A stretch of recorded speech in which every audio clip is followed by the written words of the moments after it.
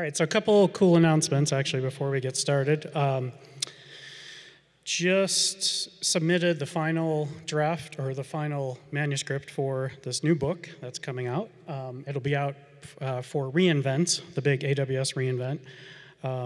Oh, and I'm Chris Fregly. I work for AWS. I've been there just over 4 years, principal solution architect. I focus on Gen AI startups and deal quite a lot with SaaSes and retrieval augmented generation, RAG. I'll go through and actually define all these terms as we go. But a new book is out, so check it out. I asked Dean to review it, but he was too busy. So yes, he works for the competition too. So I understand. I'm going to start with a demo, as crazy as that sounds. And I also want to mention, and I'll show this here in a bit, that everything I'm showing you is available on GitHub. All this code is available. It's actually part of this blog post as well. And so this demo will be a multi-tenant chatbot that's using retrieval augmented generation. It's also using the new Amazon Bedrock service, which there'll be a lot of cool announcements coming out at the reInvent conference if you're going to Vegas. Also, if you're a startup or sound like a startup, I can get you some pretty cheap passes to reInvent. So just come find me afterward. And that's in Vegas, I think, the week after Thanksgiving. So, little tidbit, that conference has always happened after Thanksgiving, and it completely ruins every Amazon employee's Thanksgiving, because all we do is work and get our slide decks finished and demos finished. And so back to this. So all of this code is going to be, or is available currently, and we're going to actually deploy EKS fully, production ready. And I'll show the architecture and stuff in a bit, but this is using EKS, the Elastic Kubernetes service. It's also integrating with Amazon Bedrock for the generative AI portions, and it's multi-tenant and all the fun things that SaaSes use and require. So let me just get to the demo here. Okay. So we have 2 tenants, and I'll show you. Let me zoom in quite a bit here. And this is using Anthropic Claude. So some of you might be aware that Amazon just invested, I don't know, $500 billion or some huge amount of money into this company, Anthropic. That's not true. It's not $500 billion, but I can't remember what it was. And it's also going to use Amazon Titan. So 2 models within Bedrock. One of them is from our partner. One of them is our own model, Titan, for the embeddings, which I'll show you where those come into play when I cover the architecture, all through a single API, which is Bedrock, which is the Amazon Bedrock API. Okay, so tenant A does not know anything about the book that we just wrote. So tenant A knows about SageMaker, is kind of old school, doesn't really know anything about Bedrock. So, and that's because, so the part I didn't show is I have uploaded 2 different documents, one for tenant A and one for tenant B. So tenant A knows about SageMaker, and then tenant B is the new hip, cool, generative AI tenant and knows about Bedrock. So if I ask what is Amazon Bedrock to tenant A, they should not know. It's going to show the isolation here. They'll come back confused. Sorry, I don't know. All they know about is SageMaker. Okay?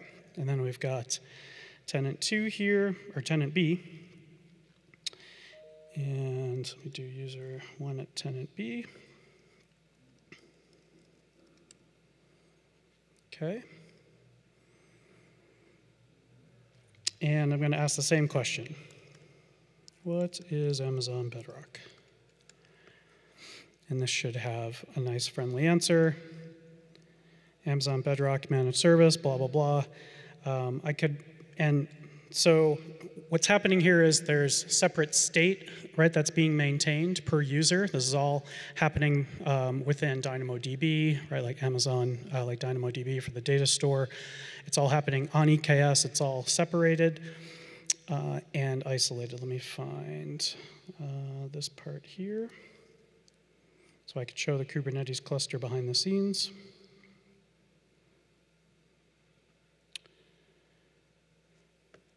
Zoom in a little bit. I'm starting with the demo, then I'll finish with the boring architecture slides. All right. Come on now. All right. We'll get back to that, but yeah, I was just going to show the actual EKS cluster in action. I think I could show it maybe through here. I could show. Yes, out of curiosity, does anyone here use EKS right now? Ooh, all right. Oh, and I'm not sure if you're supposed to see this new UI because it's coming out at reInvent, but. And so what do we have here? Clusters. I can click on the cluster name, and I should be able to see the nodes that are involved, node groups. Relatively small node group, just 3 nodes, just for like demo purposes, but you can see the version 127, all that stuff. So, and if I can get to the pod, I don't know why that's struggling there. I could show you what's on. It's basically each tenant has its own namespace, so namespace isolation. You can also do separate account isolation, but that's quite a lot more. That's a bit more complicated. So right now we're doing it at the tenant level, which typically we see a lot of our customers doing. But you can do VPC level isolation. You could also do the account level as well. All right. So let me jump to the slides. All right, who here is using generative AI in some form? Even ChatGPT. Yeah, does anyone write their paper? Yeah. Yeah, has anyone written their school papers or anything? Cheated? Yeah, like you don't have to answer that. Yeah, I've been trying to get my nephew, who's a freshman, to use it more and more, and he's all scared to cheat. And I'm like, good God, man. Yeah, like you're only a freshman. Like you shouldn't be worrying about that. So I'll skip some of the, here I just showed Chatbot, the virtual assistant. There's also summarization, which is probably the most common that we see.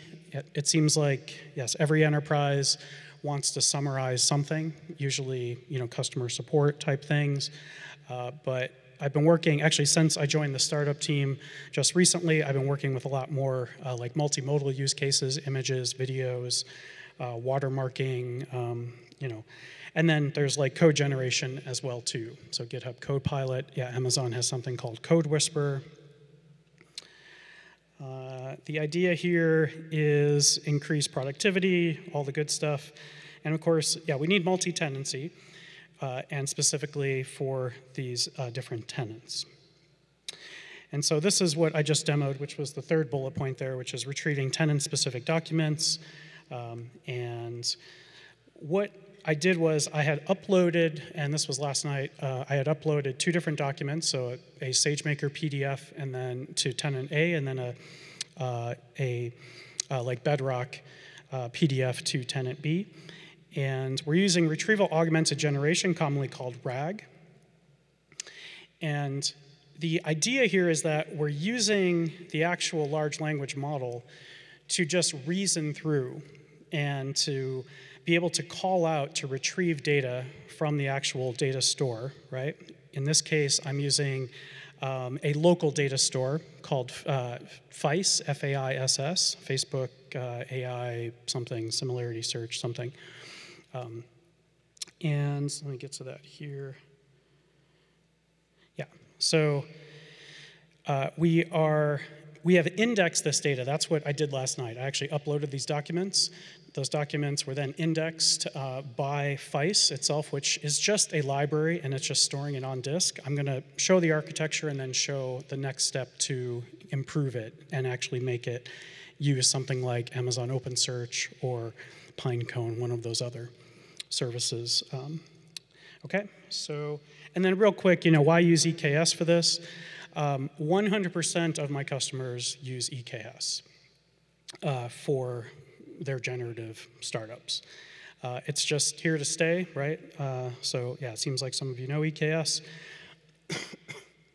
We've got resource isolation. It's relatively cost effective. We can do automatic scaling. And also, so actually not EKS, but Bedrock supports many foundation models. So why Bedrock for generative? You have data privacy. This is running in your account, right? So you aren't uploading your data to a SaaS potential competitor of ours. This is actually running inside of your Amazon account, your like AWS account. You've got the integrated security, all of the organizational security, all that fun stuff is all there. It's a single API. Like I said, this is the same API that's calling Anthropic, one of our partners, as well as calling our Titan model for the embeddings. And so here's some of the foundation models. I mentioned already that we're using Anthropic, and their model is called Claude. We're also using Titan, which I didn't even put Titan on here, but it's the Amazon model. That's the names of these models: Titan, Titan Text, Titan Embeddings. You can also, if you wanted to use SageMaker, and you could use SageMaker Jumpstart, which actually I've come to love. I didn't really use it that much before, and it's super easy to get these models up and running, and you're not, fighting through all these API calls. It's just literally a SageMaker Jumpstart deploy, and these models come up, and you could start making predictions right away. And Jumpstart works with Hugging Face, works with Llama 2. Actually, Bedrock also supports Llama 2 as of, I think, Monday of this. So was that 2 days ago? I believe they launched it, so I had to add and Meta down there. So that's Bedrock. But if you want to use SageMaker Jumpstart, pretty much all the popular models are available. Flan T5, Falcon 180 billion, all the good ones. Okay, and this is the actual libraries and frameworks that are used. Like besides EKS, which is the obvious runtime, we also use Streamlit for the chatbot UI. That was that fancy UI right here. Yes, every Streamlit app looks alike if you don't customize it. And we're using this library called RAG API, which is really just a fast API like implementation that works with a library called LangChain, which I'll get to here in a bit. And then FICE is the vector database. Really, it's a vector database library, and it runs locally within each pod. And so that's the part that I'll explain how to scale that in the architecture review here in a bit. Who here has used LangChain? Yeah, LangChain's awesome. So this is an open source framework. It's really many things. And what we're using it for is to orchestrate, and to orchestrate between the chat history, so saving the chat history out to Dynamo. So all of these questions that I ask get basically combined into a single, so I can keep extending these questions. I can ask about Bedrock, I can ask about more specific things about Bedrock, and all of these question answers are stored in Dynamo. That's our NoSQL, similar to Cassandra. And also, LangChain helps sort of orchestrate all this, helps actually orchestrating the retrieval augmented generation, which I'll go into here in a bit. And then also, of course, the prompt engineering aspect of this. So, what is LangChain? Their latest sort of tagline is building context-aware reasoning applications. And this is a mouthful. The context-aware part is the fact that I'm not relying on just the actual LLM, the large language model, to know the entire world. That's just not practical, right? So what like LangChain gives you the ability, and there's like other frameworks, Llama Index, I think there's probably about 15 or 20 of these. A startup I've been working with called Grip Tape also, that does something similar and has like enterprise support and all that as well. But the context-aware part means I'm going to first, maybe do a web search for the concept that I'm looking for. I'm going to then present that, and I'm just going to pull bits and pieces out of it, right? Or I'm going to look at the PDF that was uploaded, scan it, and just look for the pieces maybe before and after that have the word Amazon Bedrock and pull those in. And so that's the context. And then, of course, reasoning is really what we're using these language models for these days, right? The initial days, we were expecting the actual large language model to know everything. And yeah, obviously can't know about news, new things that are happening that day. But we could still use the LLM to do reasoning and to try to figure out what does it need to do to find the next bit of information. Okay, so context-aware reasoning, and of course we all know application. So that's LangChain's primary mission right now, it seems. Last I spoke with those folks. This is open source, the famous MIT license. It's composable. It's actually really, really well architected, and tons of support. There's hundreds, thousands of committers, I'm sure by now. And it's supported multi-vendor. So we actually contribute to LangChain, of course, mostly on the DynamoDB side, OpenSearch, which is our Elasticsearch, similar to that, and then also for the new Amazon Bedrock service as well. So yeah, surprise, surprise. Yeah, AWS actually is contributing to this open source project. This is really at a high level. I just took this right from the documentation because I was in the Uber and pulling up right when I was building this. But so LangChain really is quite a lot of things. The fundamental is, yeah, obviously chains. And so you can chain together, right? That's where the reasoning comes in, because part of it can federate out to one chain to get data from this source and then go to another source and then reason through all of that data. There's also agents, and so the term agent is a little bit overloaded these days, but think of an agent like something that knows how to get data from some source or run some Python code or do something a little bit more complex than just calling into the LLM. Okay, and then memory, of course, that's where the chat persistence comes in. And more recently, this is becoming more and more invaluable these days, is the evaluation side of LangChain. And actually, I didn't even know about this. I literally took a week off last week to go to Chicago, where I saw Dean at KubeCon, came back, and this was part of LangChain. And this is huge. So the fact that you can start to not just evaluate your models, but actually do the evaluation across the entire chain, right? So you have these chains that could be fairly complicated agents, doing their things, memory coming in and out of persistent store, and now you can actually put some eval metrics around this. Okay. All right, here's an example. I guess stepwise here, we have a user going into the application. It's going out. Step 2 would be going out to the relevant knowledge sources. Step 3 takes the output that was retrieved, that data that was retrieved from the knowledge source, passes it into the LLM.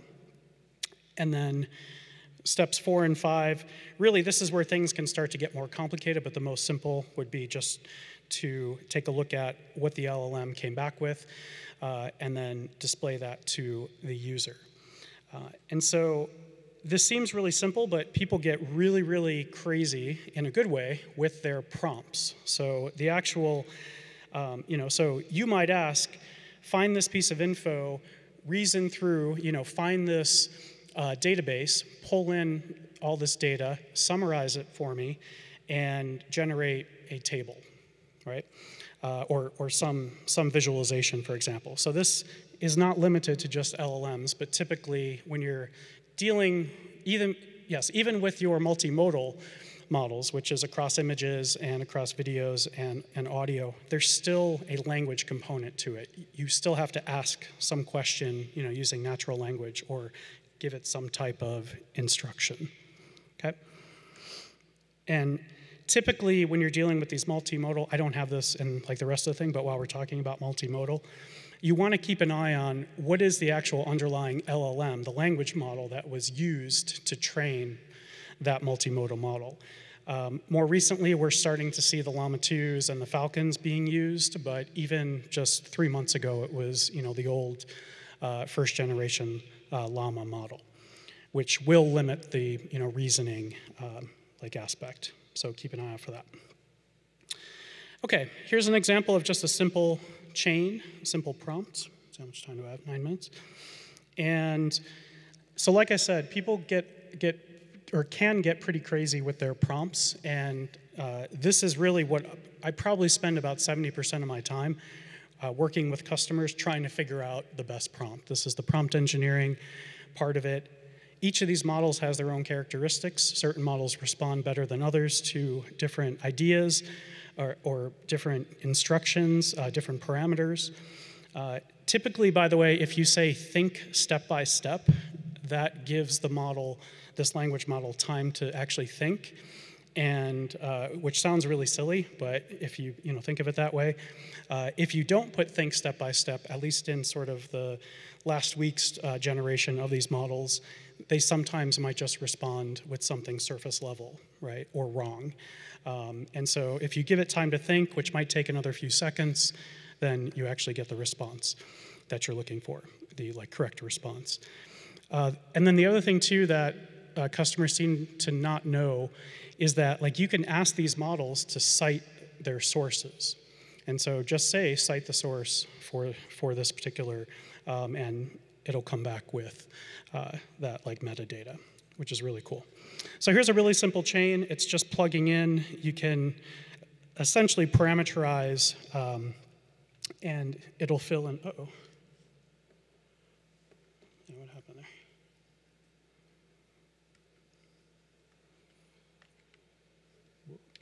Try this side.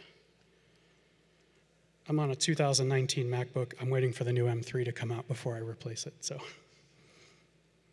all right, it's doing something.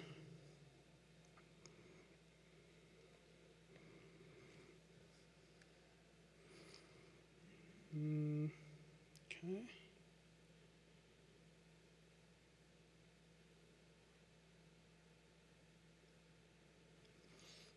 Let's see if this does anything.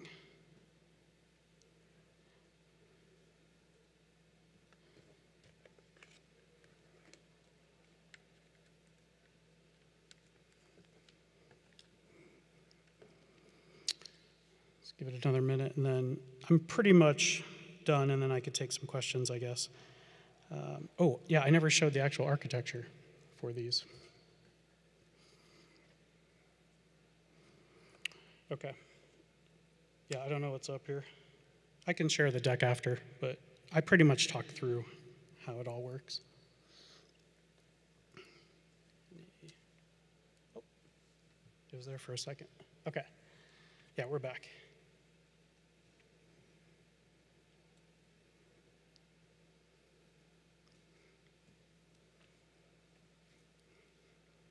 Okay.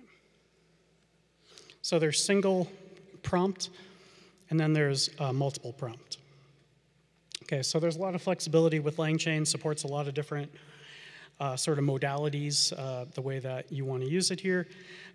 At the end of the day, so my big joke is we're stuffing the prompt, right? And so that's really what a lot of this is doing here is we're defining templates. Yeah, I call it gingifying your whole use case, and then you're slamming in the actual values into these templates.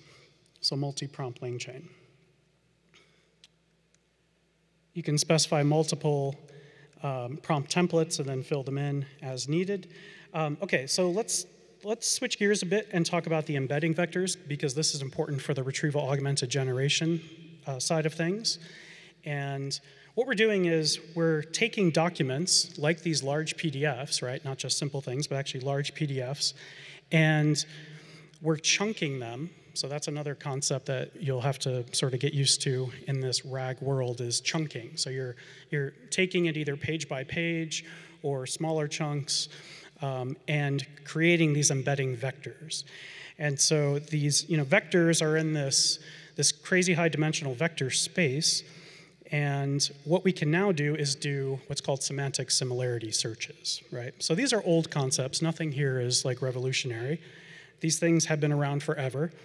It's like 2023 was the year of the vector store. I think 2021 was the year of the feature store. This is now the vector database era. And it gives you the ability to do searches not just for keywords, right, like a keyword search like we're used to, but actually do semantic or meaning search, okay?